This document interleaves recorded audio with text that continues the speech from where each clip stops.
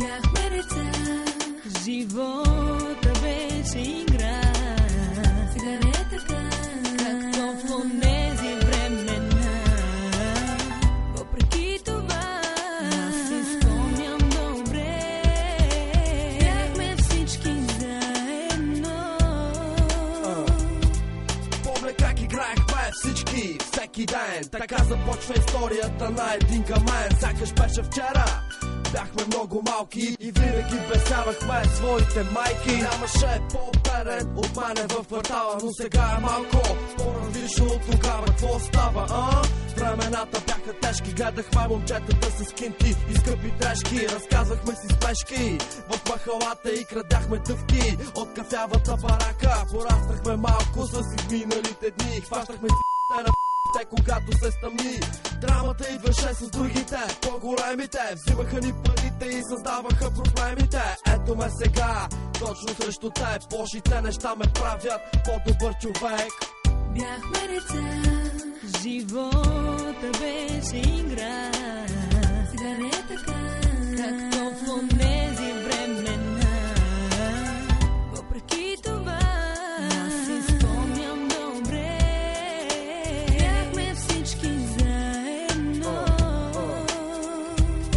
Когато се върна малко по-назад, в онези дни виждам аз момчето, което правеше преди. Аз бях човек без граници, никога ограничен. Живота беше весел за кварталния грамен. Небето беше граница, аз вярвах в това. Малките хора се радваха на малките неща. Гледах как минаваха пред блока с колите. Големите аз бях до тях, но в мечтите знаех си, че някой ден ще мога аз да се изправя и да кажа всичко мога да направя. Не съм и вярвал, че ще стигна чак до тук. Аз мечтаях за това, а те ме мислеха за луд. Това е за всички мои хора, които са до мен, които когато правят простоти са с мен. Всичките пари и ролекси не струват нищо пред това, което направи за нас Мишо. Бяхме деца, живота беше игра. Сега не е така, както в онези времена. Въпреки това, аз си спомням добре. Бяхме всички заедно.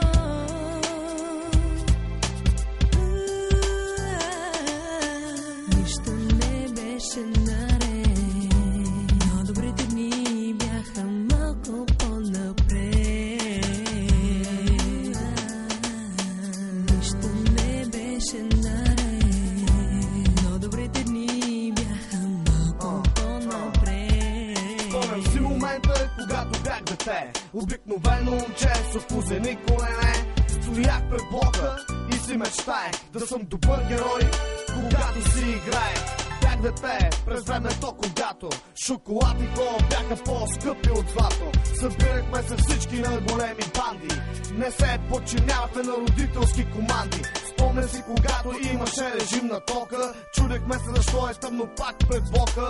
Баща ми имаше жигула комби, бачкаше до късно, връщаше се като зомби. Кинтите в семейството бяха дефицит, майка ми трепереше да не стана бандит. Но живота е такъв, ситуацията е такава, а аз израснах такъв в тая държава.